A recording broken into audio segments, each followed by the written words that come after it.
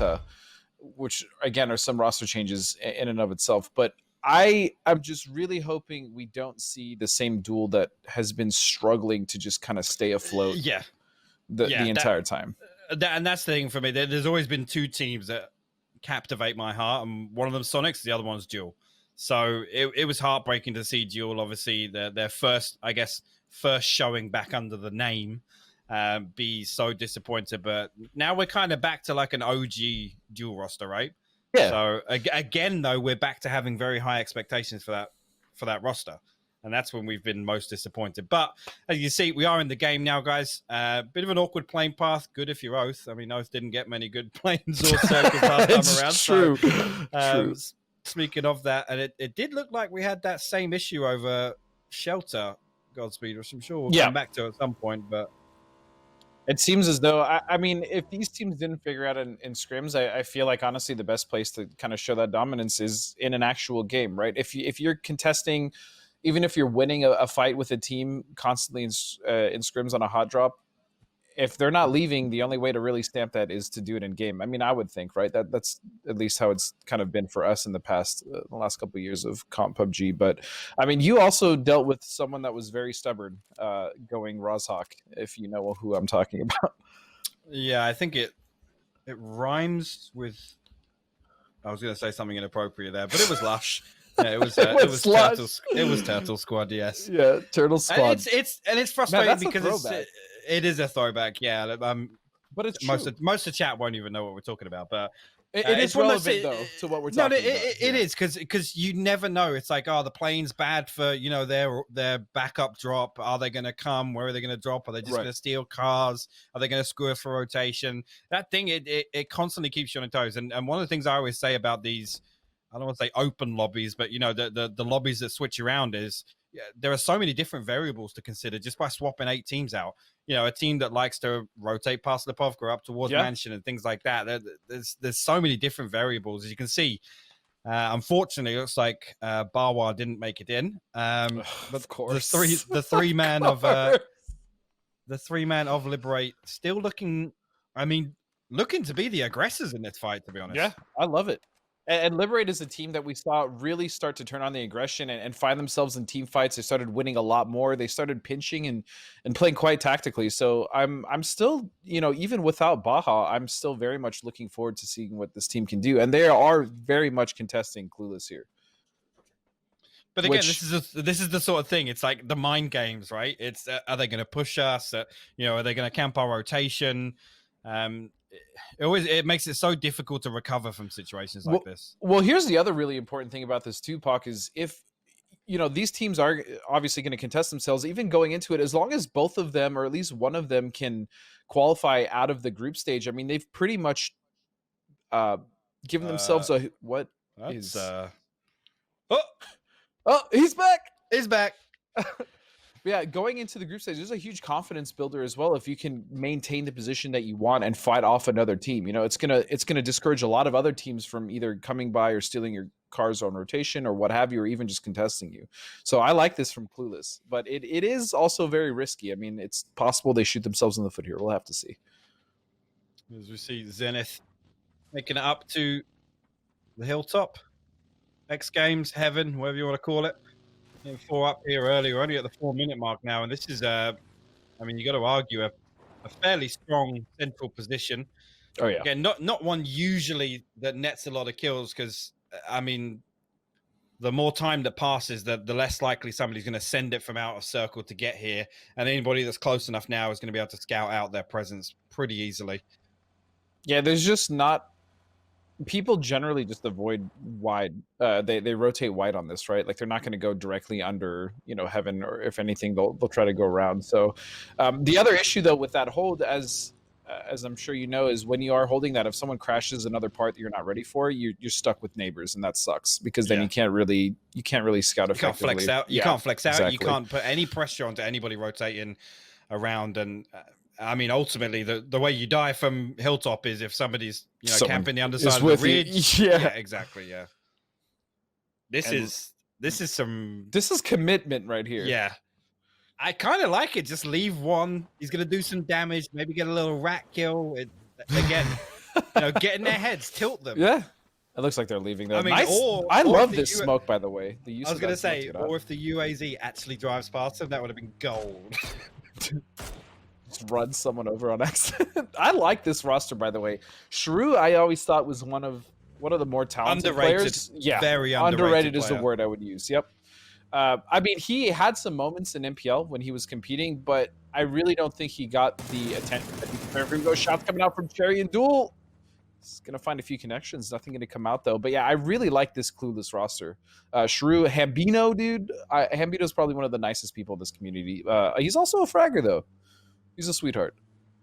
Yes, I mean it's always nice to see a name pop back up. Yeah, in competitive PUBG, and that's we're getting a lot of that. Yeah. This group stage, you know what I mean? It's coming full circle. It is. And here we are, just talking about. Yeah, here we are, stuck on the same broadcast with each other. That's crazy. That's terrible. We've hit rock bottom. Oath has actually completely rotated off, by the way. So now they're going to. Looks like they're just scouting, going around. What do you call that compound, by the way? That you currently have Pat at. We used to call that Dare compound. You remember Gunner and his team used to always sit at this compound. Yes. I don't know what it's called now. We just called this Dare compound. Well, I would just call it Halo compound. Okay. Because of the STK. Well, it was either that or who was the other team we used to drop there? I can't remember now. Was it Taylor J with the United on like the night split? Yeah, well, they would do. Right? It was the because they would do the prison split with. Yeah, it was basically the night split. They'd do prison. Someone would get shelter. Yeah. Actually, we got presence up on the side of prison here. Oath already set up for this, but they're going to have heard the audio cue of them pulling up, and again, they're not really in the open right now, so. I don't think they're going to be able to pressure too much towards the shack. Maybe this is just keep them at bay for the time being. But again, Oath, I mean, you can tell this is a trap setup. They've set up the 2-2, whether or not somebody crashes the compound or comes up to... This is a very common spot to play early on. It gives you a lot of line of sight into the circle. Obviously, all that open terrain to the north, all the way up to Mansion. So definitely set up to try and hold these rotations off Mill to Power and up highway towards Lipovka. Meanwhile... I mean, everybody seemingly found a little bit of space inside the circle. Can't really see too much of an overlap. A couple of teams still outside, though. That's a greedy. That's a very greedy play from Kickstart. He's left his team at Heaven with Roth. That's a huge split. Look at Roth over there at the yellows in the middle of Yas Field. This is a crazy split from Zenith. It is, yeah. And again, a spot like this, Alamo, Circle 1, is anybody going to 4-man send it? No. Probably not. It's unlikely. If we get a hard north shift or something that comes all the way up towards Yasnaya, maybe somebody's going to send it all the way from the east coast or Rat from the west all the way up past Yasnaya Bay. But I like it. It's difficult to pressure into that. Kickstart can kind of turtle there. And again, they're playing off kind of 3 different shifts, really. And also Roth and Kick, I'm sure also they should be able to get out fairly easily, especially if they can see a crash coming. So I mean, it's a good split. And look at this, they actually have a good position now because of Kick. Yeah. Ooh, I haven't seen a Stalber ending in a while. These tend to be very scrappy circles. We see a lot of teams fighting on foot, rotating on foot. These are definitely circles that I actually enjoyed playing Stalber circles for as frustrating as they could be as well. I enjoy playing them when you can get there early. Yeah. If you're on the edges, yeah, that's fair. If you're on the edge, it's not rough. Very fun. It's rough. And especially if, that north side of Yasnaya as well. If those apartments are still in, it makes so much of the hillside underneath the hangar. I mean, you have to hit the deck. You have to find a tree, find a rock, find, any of the nooks and crannies along that side, along the rock side. It makes it really, really difficult in the mid game. But we actually got Maluk crossing paths with Veritas there. Nobody. Yeah. I'm surprised no member of Veritas went for the seat swap there. Usually Keenan would be screaming outside the passenger window with a barrel. Maybe some self-control. The war cry. Yeah. But also with Veritas, I mean, we talked about Michael being a powerhouse coming into this roster, but we also have D-Treats, who to be completely honest, I think has always just been an incredibly strong player to watch, as well as. Don't sleep on the doggy treats. That's all Yep. I'll say. Shots coming in. Jazz is going to make it just fine, but I can tell you this: Dacias are not the greatest for hill climbing, not even in the slightest. They're going to make it up top. Yeah, and they're going to actually pull right up onto McCoy on the fence line there. Whether or not McCoy's set up for it or he's even going to challenge here, the rest of Rumblers actually collapsing on this, Godspeed. Yeah, this is huge, and they've recognized this. This is going to be an early fight for these guys. McCoy with the trigger discipline, waiting for him to come around, goes for the shots. He's going to whiff. Oh, McCoy's in a lot of trouble. Oh, the nade. This is huge. Yeah, the nade's gone in there. McCoy's still going to try and stick the first aid kit, but Keenan going to come back around the backside. He ran back into the nade. McCoy will fall on the edge of this garage here, and Veritas drawing first blood, although it hasn't been flushed out just yet, but Rumbler's desperately trying to recover from the situation. Gaxi might be able to... Oh, that's a perfect molly. Keenan, even that play with the first nade, he trapped McCoy to move, basically in the position he wanted him to. Very well played from Keenan. Rumbler's still with a wrap, but then you have Roth and Zenith actually coming in from the east side, rotating in. Okay, all three teams. I don't know if Zenith are going to try and third party this, maybe wait for another knock or two, and then come and capitalize on the situation. Actually, no, Roth's going to open up onto the backside of Lost HD right now. Shimboy and Poonage. Yeah, Shimboy and Poonage making their way through.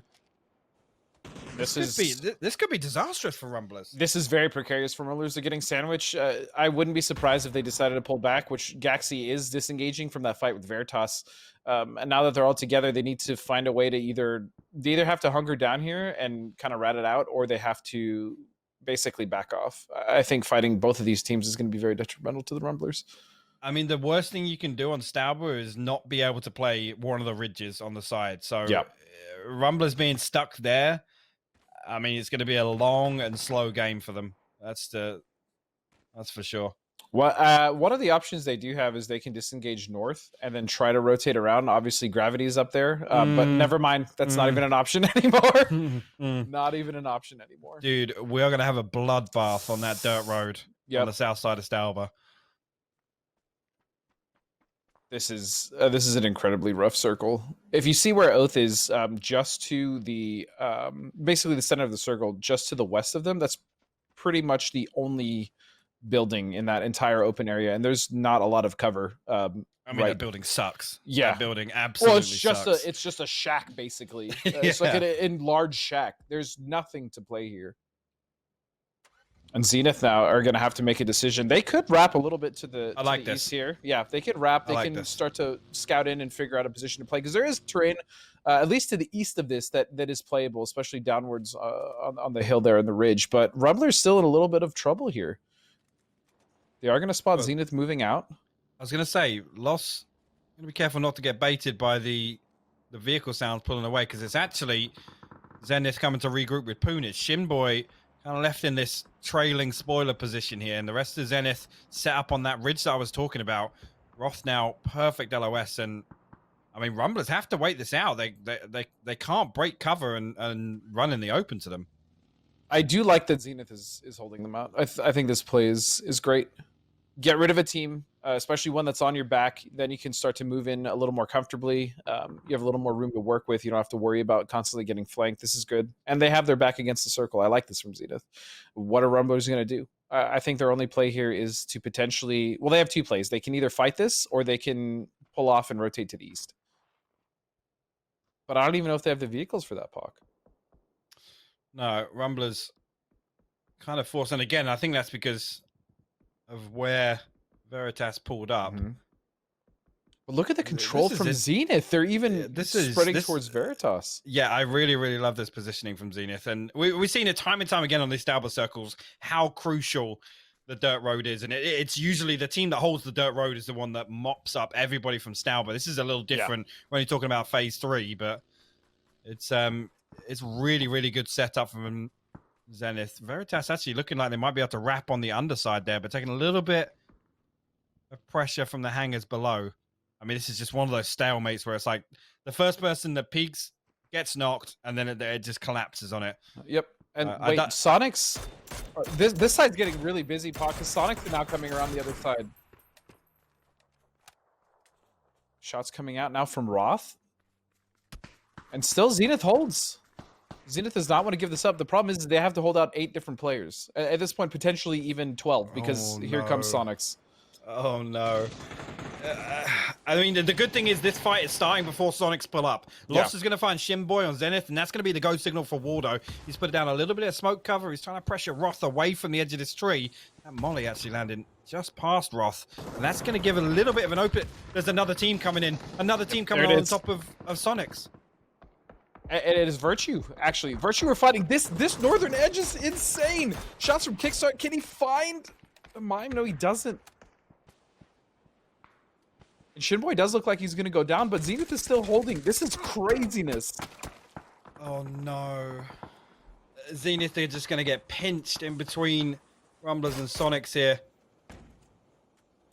And this Shimboy's back up, so it's not necessarily over for them right now, but the timing on Lost finding that knock was absolutely huge. This is disgusting. Look at this overview. Oh, my goodness. And Huid has already gone down. Sonics with 2 kills now. Can he find Roth through the smoke? No. It's going to be Poon. But Sonics, they have no idea what they're walking into here, so... 3 different teams are also taking shots at Virtue as they are pretty much getting wiped out and eliminated here. Shrimsy slowly pulling up. Roth is there. Roth is aware. Rumbler's still on the backside of this. Did you just see a head? He did, yeah. Shrimsy caught Roth's head on the edge there. Mine will find it, so... Sonics will net themselves, they'll net themselves the 4 kills, but... This is the issue, though. Circle's coming in. These teams have spent so much time fighting on the North Pock that they now have to run in on foot. There's no time for potentially scouting something out, especially with vehicles. They're just going to have to send it somewhere a little closer to the circle. I think Veritas will be okay. They have a pretty clear sight line of what's in front of them, but the teams coming off behind them are not okay. I think Veritas is going to potentially just hold them out. I mean, Sonics... making their way downhill as well. Keenan, that was a beautiful front flip, to be completely honest. That looked great. Yeah, it did. It really did. And Veritas with 5 kills managed to keep at least 3 alive. I mean, well played to them so far. That was a very crowded north edge, as now Mime is slowly starting to coast in behind Veritas. He's got a little bit of a dip here in this tree to work with, but this is actually okay. This is not bad. The issue is that it's very open to Clueless and potentially Prozone Snake. And Clueless, I mean, pulled up, correct me if I'm wrong, right in the middle of that valley, right? Yeah. It's literally in the lowest point of the valley. Yeah. NHS actually going to find Wooly with the mutant of all things. I forgot that gun was in the game. Oh, okay. Okay, I thought there was a reality where Penta actually turns on Baddie there, but he's down to 6 HP. He does get the kill onto him. There you go. NHS will find another with a mutant. Yeah, I'm pretty sure he's going to have the most kills with a mutant ever. In all PCSs combined. Starting right now, Cherry in a very rough position. Yeah, this is not looking too good, especially with Ult holding that. Yeah, and this is going to be the end of Cherry and Duel. Things you hate to see. Listen, it's just the first game. You know, it's just the first game. And this circle, let's be completely honest, has been a real doozy, so to speak. I don't know how so many teams are allowed to coexist on that hillside there. I mean, Oath kind of reaping the benefit from that. Hardshifts and Prozone Snake still occupying up at the warehouse area, and Hardshifts again in a similar sort of position I was talking about up on Stauber. It's usually the team that can control the rocks on the south side here and wrap the ones that come out on top. You can see Veritas have got themselves into a pretty good position now with that new circle posted to hold onto an edge. I really like Veritas's current position. Again, the issue is they're going to have to deal with 2 separate teams, but if it's any indication the way they held the north edge earlier, I think they're going to be okay. It's just if Prozone Snake actually peek over and see this, that's the issue. Because Hardshifts is coming around for the wrap underneath. Loeb's still holding up top, though, to potentially get a shot off and a couple of knocks on PDS, but what's Veritas's play here? They're still in. They don't have to move. They can hold. And you also still have Sonics. You know, the last 2 members, Mime and Shrimsy, up on the north as well. Yeah, the problem being for them, I don't think they've got anything to play to, but meanwhile, Oath catching a little bit of contact. Lush actually finding Belfast out of the vehicle there, and Lipsin a couple of tags in towards Relo as he rotates away. Snakers are still up, but Oath have lost 2 now. And they had a lot of space to play with. They did. In the circle previous. So that's interesting to see. Clueless, you see Hambino and Sharu just off to the west of Relo's position. Snakers has made it down a little bit further south of Relo, and it looks like he's going to make a mad dash that direction now. And so many knocks are coming out right now. Snakers actually getting a knock back onto Lipsin over there, so that's going to alleviate some of the pressure for Oath. Yeah, Gravity's in a lot of trouble. They've done well enough to survive this long, especially in the circle. They've lost 2. They are going to get Lipson up, as you said, with a knock from Snakers. But, I mean, they don't really have the greatest play here. Their only option is pretty much to just drive straight into Oath.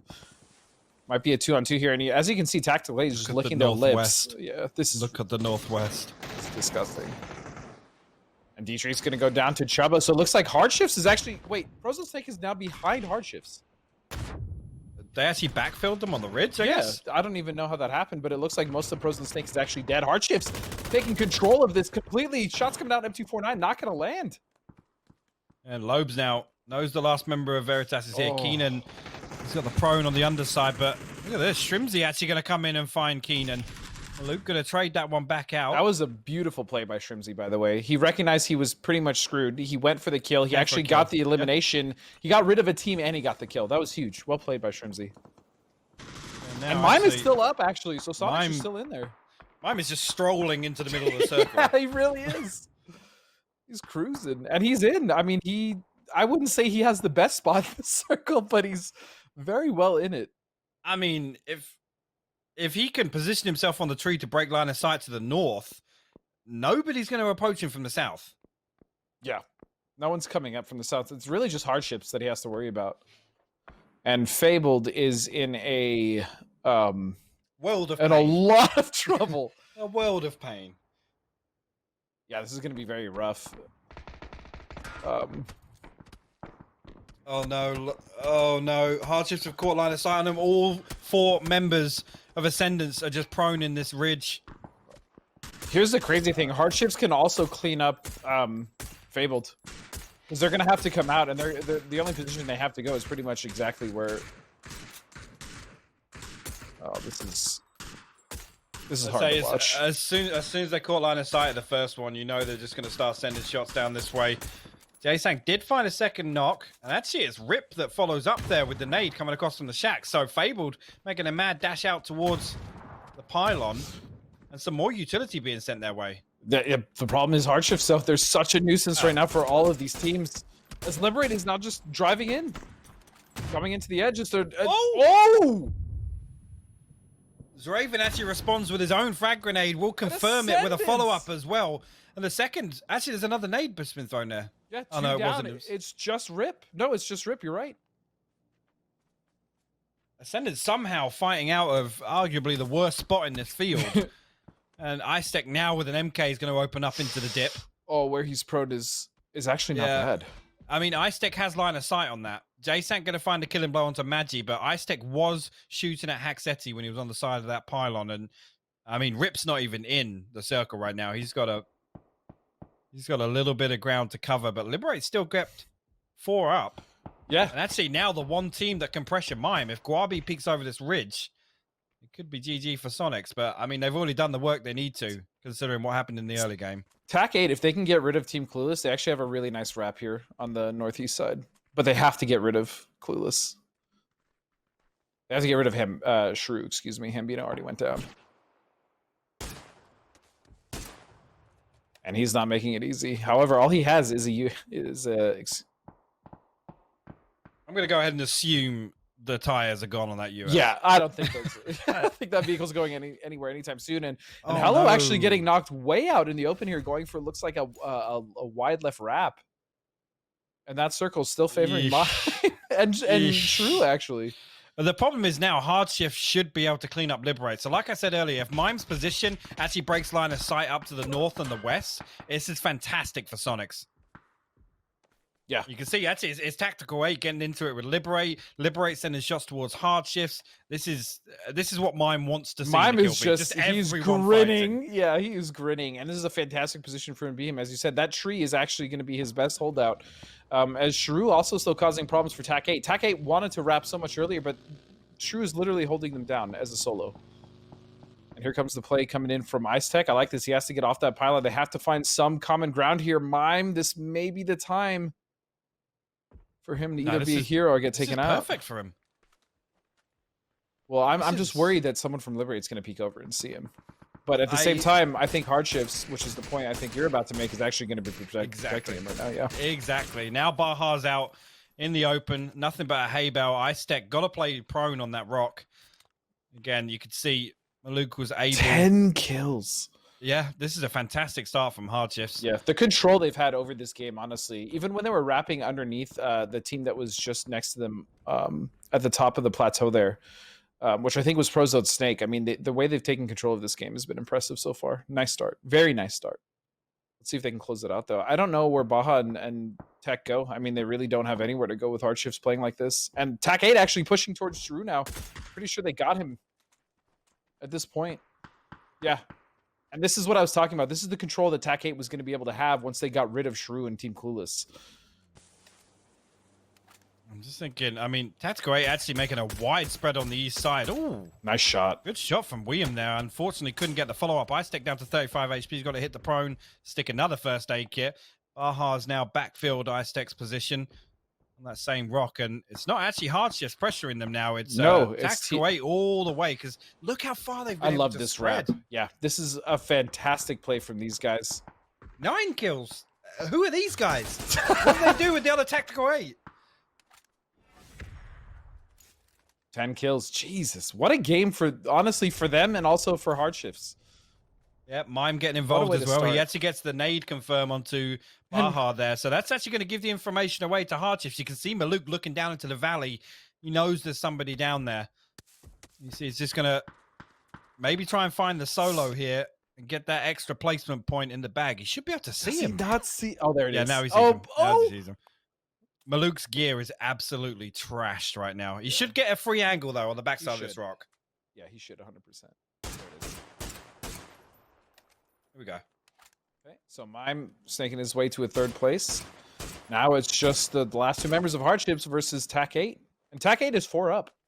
Yeah, and I mean, look at the control they have. Look at the minimap. They have 3 members up to the north side now. With William. That's such a bad approach too, Lobes. It's not his fault. It's the only way he has, and his feet are going to get clipped immediately. Yep. Zealot, though, Hardships is fighting for this. And that's a knock. That's huge. And that's the anchor position as well. Yeah. That's the off angle from William. So this does actually open up a possibility for Hardships. This is phase 8, so we know it's going center after this. If Hardships can get a little bit more damage before this circle starts closing in, it's definitely not over just yet. Lobes just really has to be careful of Steezy. Steezy's in the spot to pick him out, but actually the smoke's blocked. I love this play from Lobes. I love this play from Lobes. Slow play it here. Don't. Oh, I think he's giving away an audio cue. Take your time. If he gets a knock here on Zealot. Oh, no. No. The molly could be good, though. Oh, it's just short. So now he's got to take the 1v1 again out in the open, and there you go. That was so close. It will be Tactical 8 of all teams to come out in game 1 with a 12-kill win.